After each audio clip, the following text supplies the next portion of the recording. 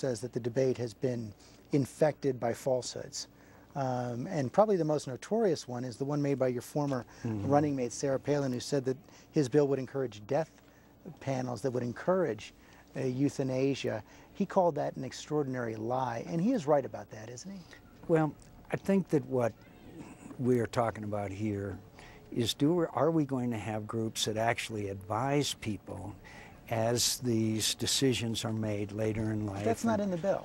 But it's been taken out. But the way that it was written made it a little bit ambiguous. And another thing, I don't think that's correct, Senator. The bill, all it said was that if a patient wanted to have a Medicare consultation about end-of-life issues, they could have it at their request, and the doctor would get reimbursed for it.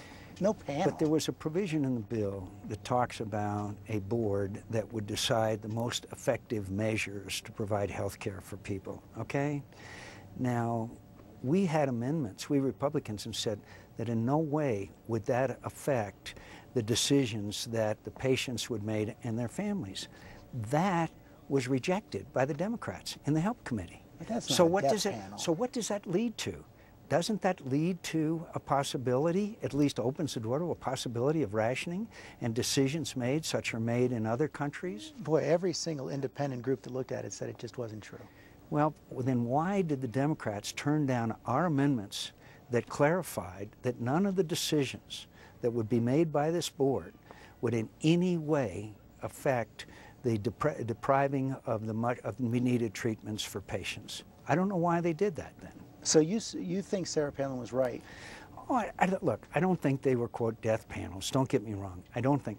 But on the best treatment procedures part of the bill, it does open it up to decisions being made that should be left, those choices left to the patient and the individual. That's what I think is pretty clear, which was a different section of the bill.